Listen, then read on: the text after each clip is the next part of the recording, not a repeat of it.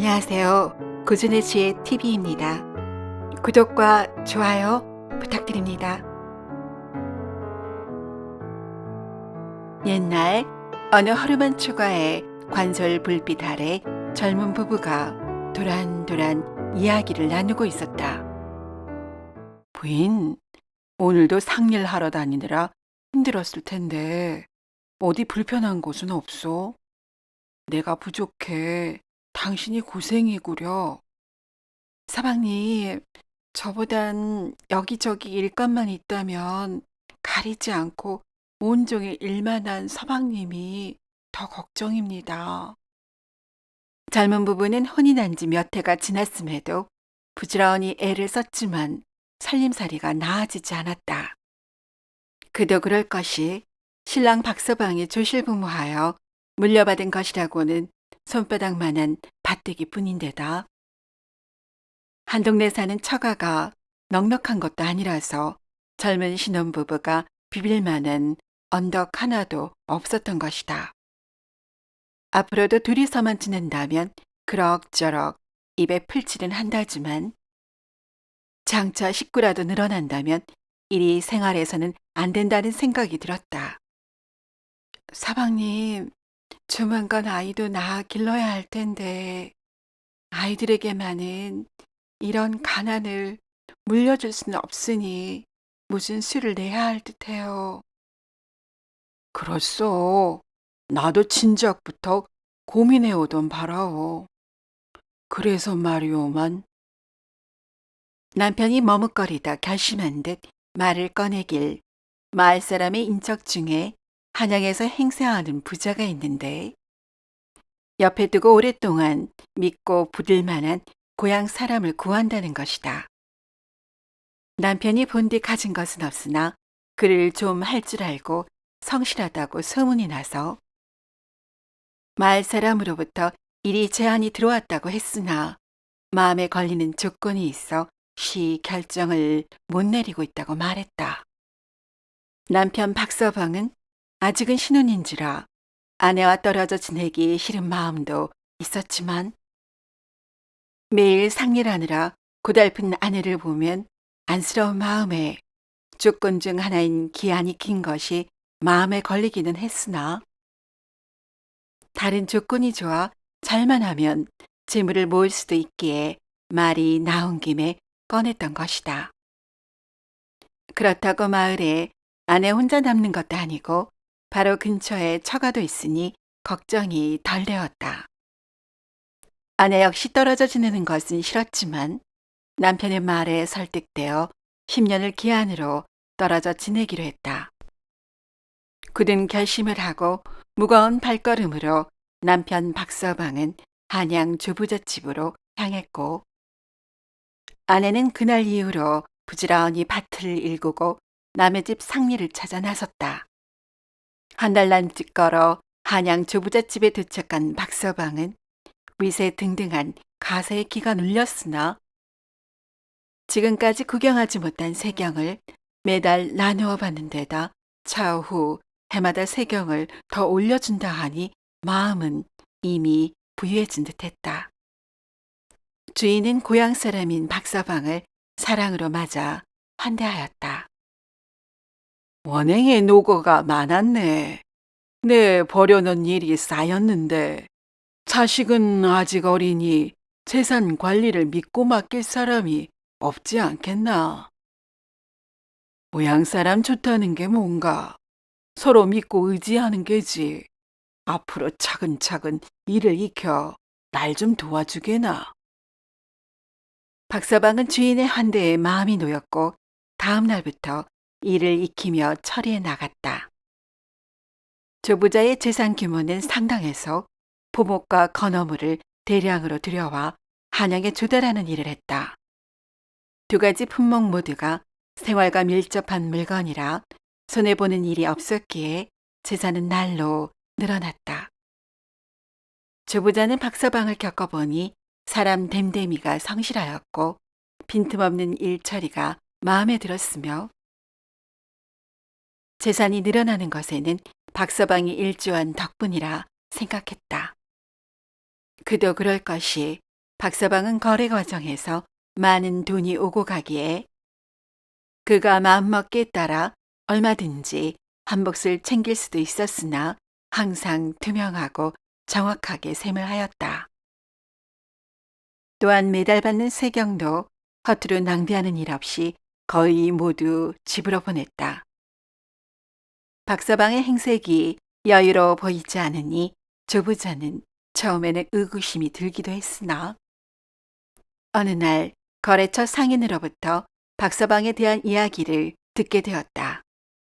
행수어른, 어떻게 그런 사람을 구했습니까요? 참 복도 많으십니다. 뭔 소리인가?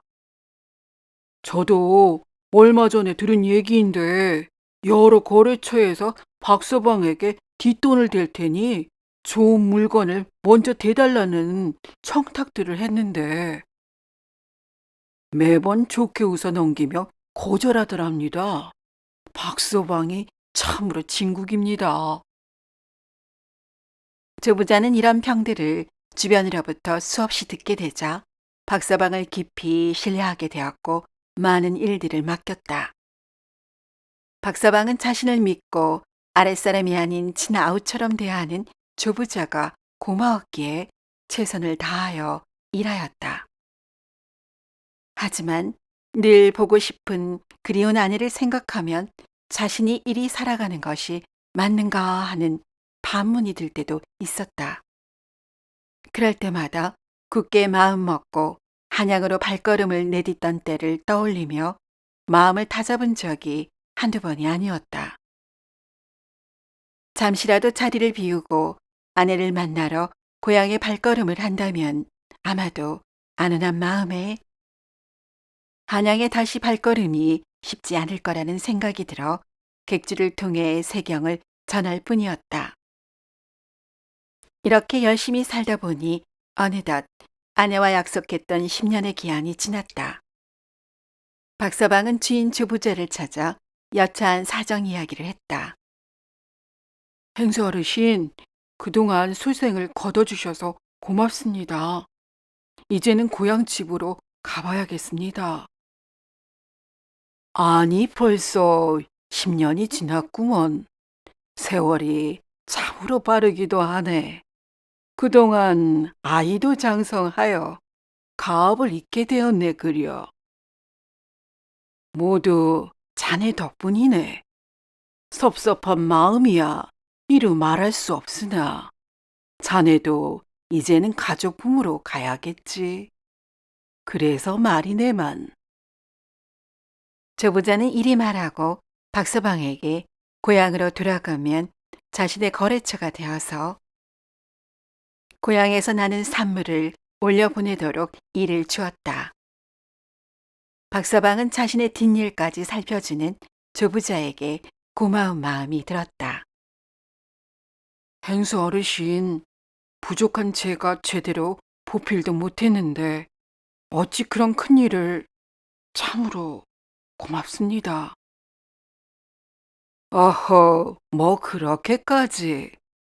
그나저나 내 자네와 이별하는 마당에 빈손으로 보낼 수야 있나.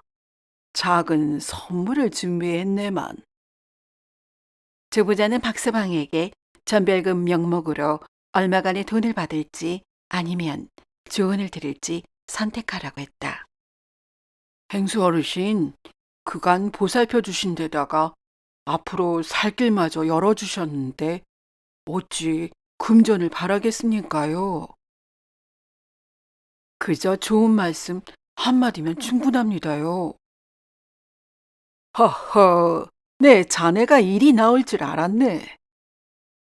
여보게, 이후로는 첫째, 남을 허투루 믿지 마시게. 두 번째는 쓸데없는 호기심을 내지 말게나. 끝으로 당장 마음에 일어나는 화를 셋 셀 때까지만 참게나. 이리 하면 혹여 불행이 앞에 있더라도 비껴갈 수가 있다네. 그동안 참으로 고마웠네. 잘 가시게나.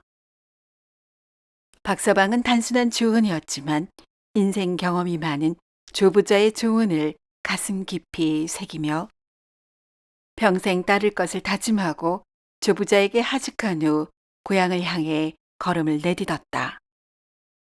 바쁘게 움직여 한강을 건너 나룻배에 동승했던 사람들과 수원 방면으로 향하는데 높은 산 앞에 두 갈래 길이 나왔다. 하나는 산을 우회하는 큰 길이고 다른 하나는 산길로 난 작은 길이었다. 마침 일행 중 한 사람이 나서며 자신이 길을 잘 아는데 산길을 가로질러 가면 하루를 벌 수 있다며 그 길로 가자고 일행을 부추겼다. 다들 갈 길이 먼지라 그 사람의 말을 따르기로 했지만 박서방은 조부제의 조언이 생각났기에 그 사람 말을 따르지 않기로 했다. 갈 길이 바쁜데 어쩌지? 산길이야 빠르겠지만 굳이 험한 길로 갈 필요가 있겠어? 이렇게 박서방 혼자 일행에서 벗어나 큰 길로 갔고 하루가 지나 주막에 다다르자 앞서간 일행이 주막에 먼저 도착했는지 주모에게 물으니 아유 이를 어째 손님 말고는 그런 손님들은 보지 못했습니다요. 필시 산중 도적대에게 당한 것이 분명합니다요. 그 산을 넘나드는 손님들이 말하길 그 산에 도적대들이 자주 나타나서 지나가는 사람들의 물건을 다 뺏거나 운이 나쁘면 죽임을 당하기도 한다고 흉흉한 소문이 나서 알만한 사람이면 아무리 빠른 길이라도 그 작은 길로는 다니지 않는다고 합니다요. 이 말을 듣고 박서방은 가슴을 쓸어내렸으며 조부자에게 고마운 마음이 들었다. 박서방은 주막에서 하룻밤을 묵기로 하고 깊이 잠이 들었다. 그런데 한밤중이 되자 박서방은 어슴풀에 잠에서 깨었다. 밖에서 소란이 일어났고 사람들의 고함 소리와 비명소리 비슷한 것이 들려왔기 때문이었다. 박서방은 무슨 일이 일어났는지 알 수 없었기에 바깥에서 일어난 상황이 몹시 궁금했으나 조부자의 조언이 생각나 소란이 잠잠해질 때까지 방문 꼬리를 꽉 부여잡고 두 눈을 꼭 감았다. 잠시 후 소란이 잠잠해지자 바깥에서 주모가 가만히 부르는 소리가 나서 방문을 열고 나가보니 눈앞에 참혹한 광경이 벌어져 목불 인견이 따로 없었다. 아유 손님 천만 다행입니다요. 앞산에 사는 봄이 다녀갔는데 호기심에 문을 열고 나온 손님들이 하나같이 변을 당했지 뭡니까요. 이를 어쩌나. 박서방은 또 한 번 가슴을 쓸어내리고 날이 밝는 대로 고향길을 나섰다. 이렇게 한 달 남짓 걸어 박서방은 한밤중이 되어서야 그토록 그리던 고향집에 도착했다. 바쁜 걸음으로 몸은 이미 많이 지쳤지만 그리운 아내를 본다는 설레임에 발걸음은 가뿐하였다. 눈에 익숙한 쌀이문 울타리를 지나 방문 앞에 이르자 자신을 기다리고 있을 잠든 아내를 떠올렸다. 곤히 자는 아내를 깨우기 싫어 가만히 방문을 열고 안을 들여다보았다. 그런데 박서방은 뜻밖의 모습에 멈칫했다. 아내 옆에 어떤 사내가 누워있는 것이 어슴풀에 보이는 것이 아닌가. 박서방은 순간 치미는 분노로 온몸이 떨려왔다.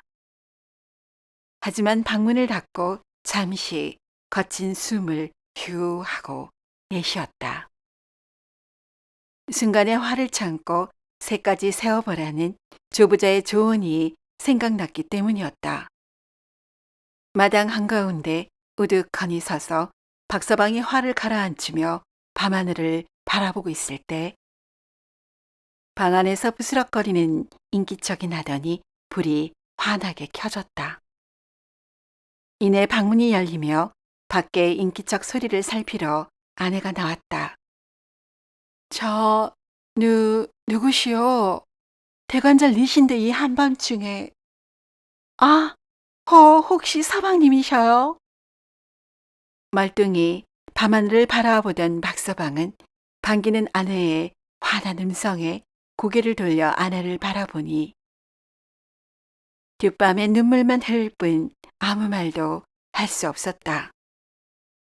그때 10살 남짓 되어 보이는 똘망똘망한 사내아이가 눈을 비비며 나오는 것이다.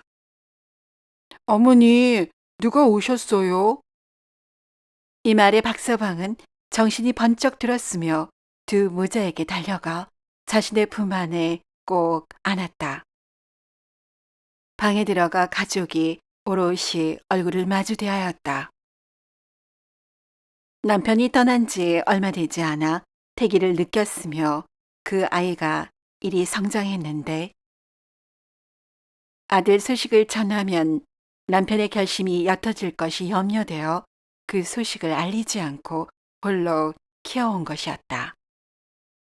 이 얘기를 듣고 박서방은 아내가 고마웠으며 다시 한번 조부자를 떠올릴 수밖에 없었다.